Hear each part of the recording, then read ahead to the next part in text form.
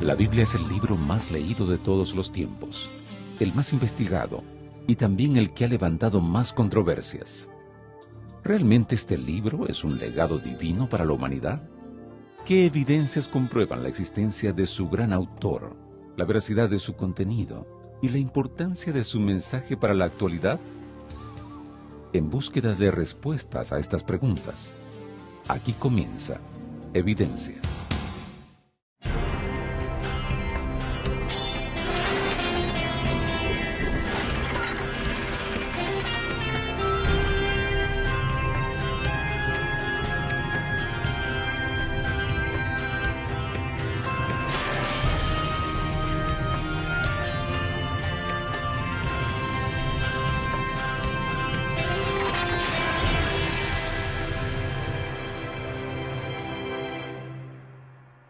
La Biblia es un libro trascendental que ya ha sido traducido para más de 2.400 idiomas. Muchos creen en sus escritos y profecías, afirmando que es un libro inspirado por Dios. Pero, ¿cuál es el origen de este libro sagrado? Para contestar la pregunta sobre cómo surgió la Biblia, en realidad es contestar una de las preguntas o dar la respuesta más fascinante que los seres humanos puedan escuchar con respecto de uno de los proyectos editoriales más grandes de todos los tiempos.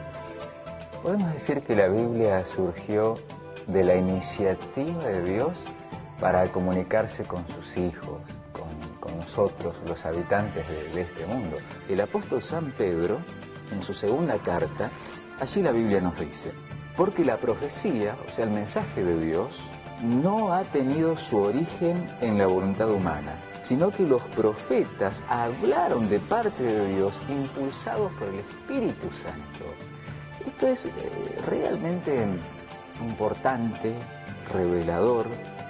Aquí se nos está diciendo que el contenido de la Biblia no es de origen simplemente humano, pero sí que Dios usó seres humanos, los santos hombres de Dios, los profetas, guiándolos a través del Espíritu Santo para darles un mensaje que es lo que Dios nos quiere decir. ¿Sabes que las civilizaciones desde tiempos antiguos, ellos guardaban escritos que ellos consideraban como venerables, provenientes de los dioses? Tenemos que no solamente son los hebreos los que tenían este tipo de costumbre, sino que también las civilizaciones de Mesopotamia. Y ellos aseguraban que los dioses le habían hablado y le habían indicado que ellos hacer en relación con lo divino. Ahora, si nosotros tenemos en cuenta que la Biblia es la revelación de Dios al ser humano, esa revelación se viene haciendo desde hace mucho tiempo. Hubo 25 siglos que no hubo escritura.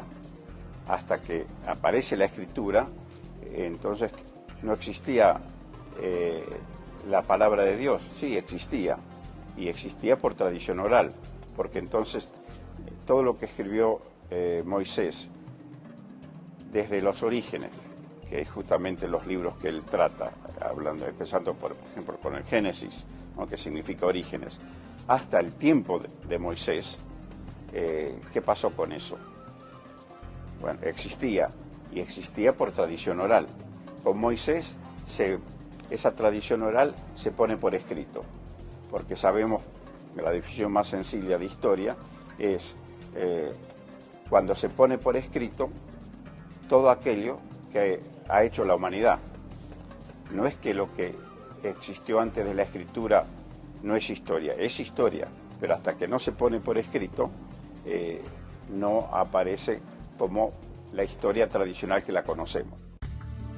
Curiosamente, la Biblia presenta historias situadas desde el segundo siglo antes de Cristo hasta narrativas que ocurren en el primer siglo después de Cristo.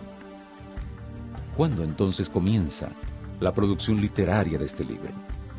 La palabra Biblia viene del griego y es un diminutivo que significa los libritos, y está muy bien ese significado porque en realidad la Biblia es una colección de libros que se fueron escribiendo a través de 15, 16 siglos. Podemos considerar que la Biblia fue escrita a través de un periodo de casi unos 1600 años. Si queremos situar en la historia al primer autor bíblico, Moisés, escritor del Pentateuco, los primeros 5 libros de la Biblia, nos tenemos que remontar aproximadamente al año 1500 a.C.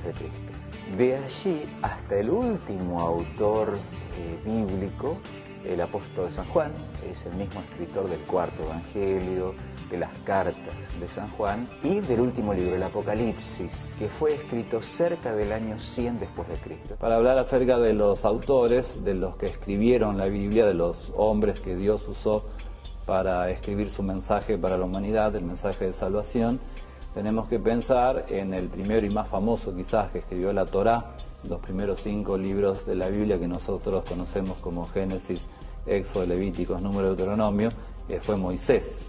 Después de Moisés, que Moisés escribiera sus primeros 5 libros, y muchos opinan que también escribió el libro de Job, es decir, como que la Biblia por siglos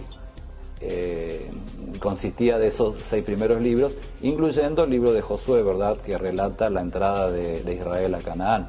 Ya en el tiempo del reinado de David, ahí nos encontramos con Samuel, que escribió los libros de jueces, escribió el libro de Ruth, y Samuel es el que inicia en Israel el estilo de escritura que se conoce como las crónicas de Israel.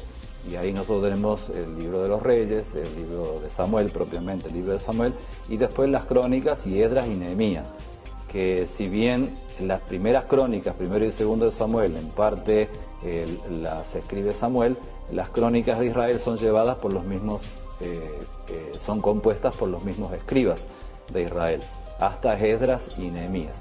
En el tiempo de David y del reinado de Salomón, que fue un tiempo de gloria para Israel, allí se compusieron gran cantidad de salmos, los proverbios y el poema que es el Cantar de los Cantares y el libro de Eclesiastés.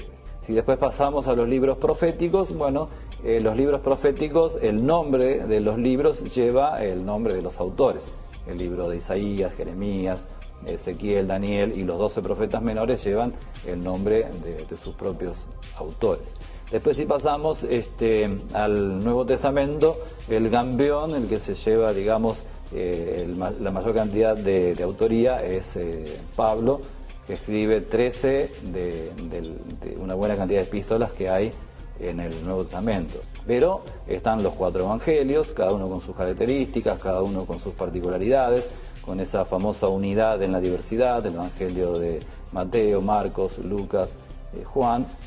El Nuevo Testamento cierra con el Apocalipsis y tenemos, digamos, unas cartas muy particulares, como la carta a los Hebreos, que si bien no se dice quién es el autor, pero que descolla por el maravilloso tratamiento de Cristo como sumo sacerdote, que es único ese tema en los evangelios.